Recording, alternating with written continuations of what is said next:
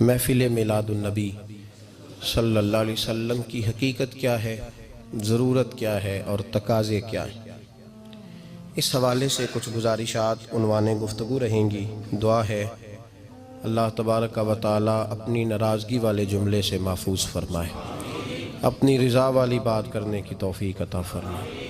عزیز بھائیو، قرآن مجید فرقان حمید نے ارشاد فرمایا قل بفضل اللہ، اے محبوب آپ فرما دیں جب اللہ کا فضل ملے، وَبِرَحْمَتِهِ اور اس کی رحمت ملے، فَبِذَلِكَ فَلْيَفْرَحُوا تو انہیں چاہیے کہ خوشی کا اظہار کریں۔ سورہ یونس کی آیت نمبر 58 ہے۔ جب اللہ کا فضل اور اس کی رحمت ملے تو خوشی کا اظہار کرو، خوشی کا۔ اسلام مسرتوں کا دین ہے، خوشیوں کا دین ہے۔ نبی پاک سید عالم صلی اللہ تعالیٰ علیہ وسلم کی مسکراہٹ کے اندر وہ حسن تھا کہ کائنات ساری حضور کی مسکراہٹ کی وجہ سے ہی مسکرا رہی ہے۔ حضرت جریر ابن عبداللہ رضی اللہ تعالیٰ عنہ حضور کے صحابی ہیں، وہ فرماتے ہیں کہ جب حضور مدینہ طیبہ تشریف لائے تو میں ملاقات کے لیے حاضر ہوا۔ پہلے دن میں حضور سے ملا تو نبی پاک مسکرا رہے تھے۔ پھر 10 سال میں حضور کو دیکھتا رہا، اور حضور کے وصال سے چند دن پہلے میری جو آخری ملاقات ہوئی تو اس میں بھی میں نے اپنے نبی کو مسکراتے ہی دیکھا ہے۔ اور فاضل بریلوی رحمۃ اللہ تعالیٰ علیہ نے تو اس تخیل کا اور رنگ میں لیا ہے۔ وہ کہتے ہیں حضور کے مسکرانے سے ہی دنیا مسکراتی ہے۔ فرماتے ہیں جس کی تسکی سے روتے ہوئے ہنس پڑے۔ جب حضور ہلکا سا مسکراتے تھے تو رونے والوں کے دل بھی ٹھنڈے ہو جایا کرتے، غمزدہ لوگ مسکراتے تھے۔ حضور کی خوشیاں تقسیم کرتی تھی۔ نبی پاک صلی اللہ علیہ وسلم کا مسکرانا امت کے دلوں کو ٹھنڈا کرتا تھا۔ فرمایا جس کی تسکی سے روتے ہوئے ہنس پڑیں اس تبسم کی عادت پہ لاکھوں سلام۔ اور فرمایا یہ نہیں تھا کہ حضور بڑے تکلف سے مسکراتے تھے، حضور کی تو عادت تھی اس تبسم کی عادت پہ لاکھوں سلام، مسکراتے رہنا، خوشی کا اظہار۔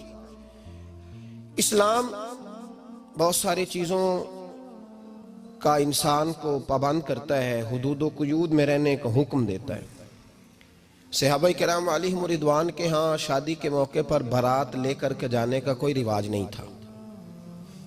حضرت عبد الرحمن ابن عوف رضی اللہ تعالیٰ عنہ جیسے مالدار لوگ بھی شادی کرتے ہیں تو نبی پاک کے بغیر بھی بارات چلی جاتی ہے۔ کوئی کانسیپٹ نہیں اس طرح کا کہ ڈھیروں بارات لے کے جائی جائے۔ حضرت عبد الرحمن ابن عوف کہتے ہیں میں حضور کی بارگاہ میں آیا تو سفید کپڑے پر پیلا زرد نشان تھا۔ حضور نے فرمایا کیا ہوا، یہ داغ کاہے کا؟ عرض کی حضور کل میں نے نکاح کیا تھا۔ تو محبوب نے جو ارشاد فرمایا اس میں فرمایا بڑی اچھی بات ہے، ولیمہ ضرور کرنا، چاہے ایک بکری ہی ذبح کرنا۔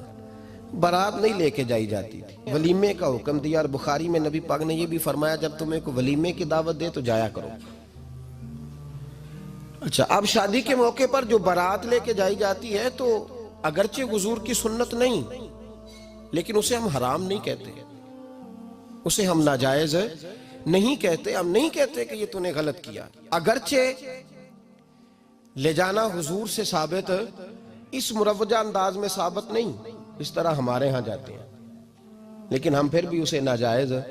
کسی صحابی نے اپنے بچے کی شادی پر اپنے گھر میں لائٹنگ نہیں کرائی، لیکن آپ کو دنیا کا کوئی عالم یہ فتویٰ نہیں دے سکتا کہ لائٹنگ کرانا حرام ہے۔ آپ شادی کے موقع پہ ساری گلی سجا لو، آپ ساری چھتوں پہ لائٹنگ کرا لو، کوئی آدمی یہ آپ کو فتویٰ نہیں دے سکتا کہ شادی کے موقع پر لائٹنگ کرانا جائز نہیں۔ کبھی سنا ہے آپ نے کسی سے؟ بولیے یہ جائز ہے، جائز پیسے ہیں تو ٹھیک، بلکہ میں اس سے آگے بڑھتا ہوں، اس سے تھوڑا اور آگے جاتا ہوں۔ حضرت عائشہ صدیقہ رضی اللہ تعالیٰ عنہ فرماتی ہیں میرا جو کمرہ تھا نا جس میں میں حضور کے ساتھ رہتی تھی اور ایک لمبا زندگی کا عرصہ گزارا، اس میں 3 آدمی سو سکتے تھے، چوتھے کے لیے جگہ ہی نہیں تھی، اور کچا تھا۔ کھجور کے تنے کھڑے کر کے اس پر کھجور کے پتوں کی چھت ڈالی گئی تھی۔ میں جب ہاتھ اٹھاتی تھی تو میرا ہاتھ اپنی چھت کو چھو جاتا تھا۔ یہ ہے سنت نبی پاک کی، یہ حضور کا طریقہ ہے۔ بتائیے پکے گھر میں، لینٹر والے گھر میں رہنا جائز کہ ناجائز؟ کیوں جی؟ حضور تو کچے مکان میں رہتے تھے، آپ نے کیسے پکا بنا لیا؟ اللہ کی محبوب علی دین کو اس کی اصل بات میں سمجھیں. آپ ایسا نہ کریں جس میں انتشار اور امت تقسیم ہو. اس کا اصل مزاج دیکھیں.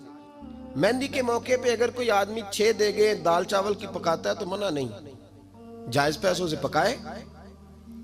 انہیں لائٹنگ لگوائی، کوئی منع نہیں. سارے محلے کو کھانا کھلایا، کوئی منع نہیں. بلکہ نبی پاک نے فرمایا بہترین مسلمان ہی وہ ہے جو سلام پہلے لے اور روٹی زیادہ کھلائے، تو بہترین مسلمان ہے.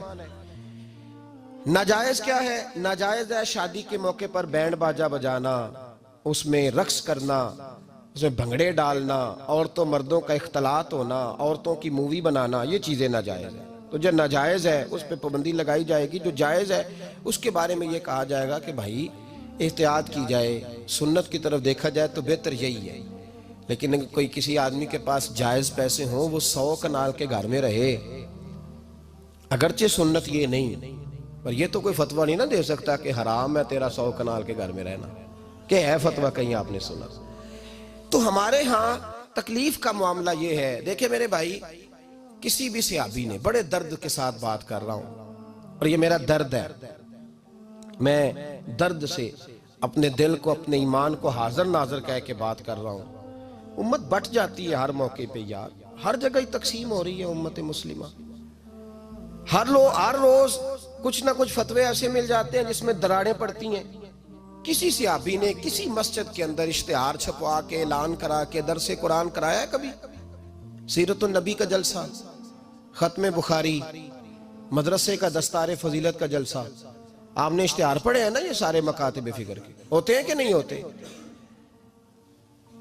کسی صحابی نے اس طرح، وہ تو روز درس قرآن دیتے تھے، لیکن اس طرح اشتہار چھپوا کے، پوسٹر لگا کے، اور مصر سے کسی صحابی کو اسپیشل بلوا کے یا یمن سے بلوا کے مسجد کے اندر کبھی درس قرآن کے اجتماعات کرائے، سیرت النبی کے جلسے، ختم بخاری کے؟ او بھائی یہ ساری چیزیں حضور کے صحابہ کی سنت سے مروجہ انداز میں ثابت نہیں.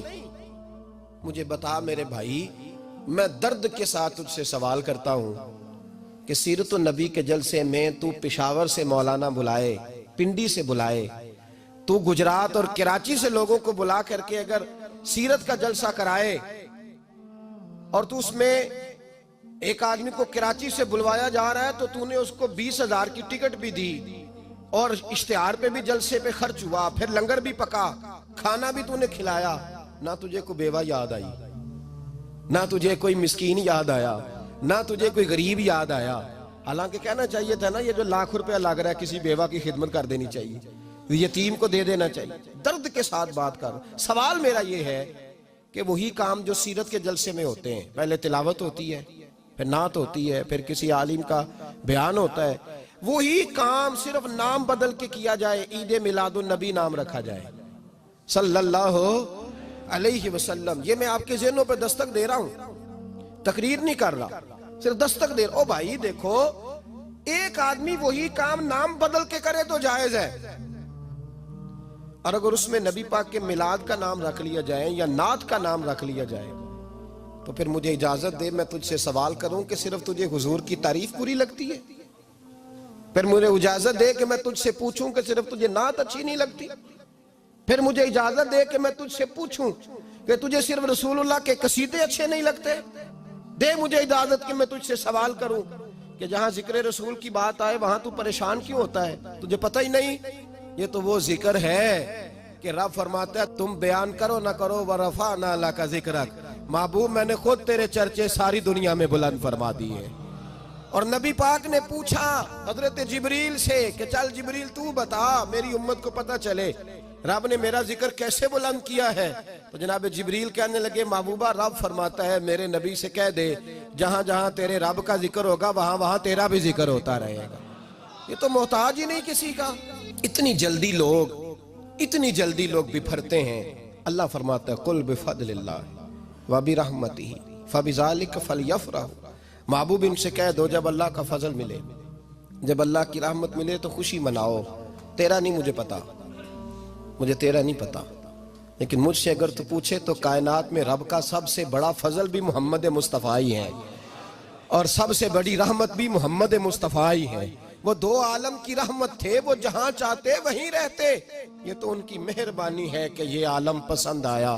رب کریم نے تجھے آنکھ دی، دنیا دیکھی تو نے، رب کریم نے تجھے قوت دی، تو نے دنیا گھومی، اور پھر رب نے تجھے بیٹے دیے تو میٹھا میوہ، اور بیٹیاں دی تو تیرے لیے باعث کرم، تیری چھاتی پہ بچے چڑھے تو نے کہا سب سے بڑی نعمت یہی ہے کہ مالک کہتا ہے تو میرا بندہ تھا، میں نے دینا ہی تھا، تو نے دیا، احسان نہیں جتلایا، لیکن جب اپنا نبی دیا تو کہا میں نے بڑا احسان کیا تم پہ۔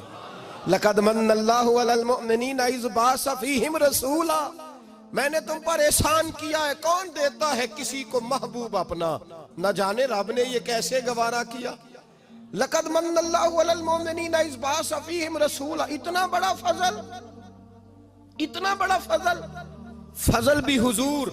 اور جب بات رحمت کی آئی تو فرمایا مومنوں صرف تمہیں ہی نہیں، عیسائیوں، یہودیوں، سکھوں، دنیا میں جتنی مخلوق ہے، حتیٰ کہ جانور بھی، حتیٰ کہ چونٹیاں، نباتات، جمادات، ہر چیز، یا اللہ تو نے کیا دیا؟ فرمایا وَمَا أَرْسَلْنَاكَ إِلَّا رَحْمَةً لِّلْعَالَمِينَ، میں جس کا رب ہوں ان سب کے لیے میں نے اپنے نبی کو رحمت بنا کے بھیج دیا ہے۔ بیٹے کے آنے پہ تو مٹھائی بانٹتا ہے، میلاد والے دن تو لائٹیں بند کر لیتا ہے،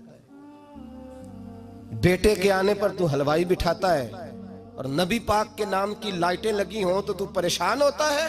ہم سے کبھی پوچھ تجھے بتائیں، بس نہیں چلتا، ورنہ تاڑے توڑ کے چھتوں پہ لگا دیں۔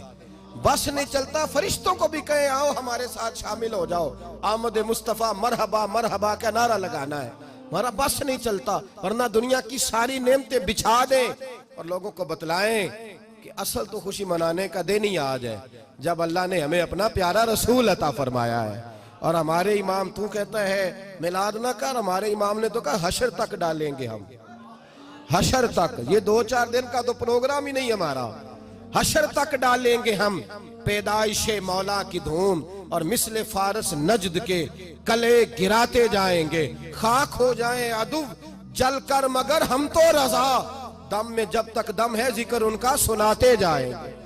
ہمارا تو 1-2 دن کا پروگرام ہی نہیں۔ اور پھر سنو کتنی بڑی نعمت ہے۔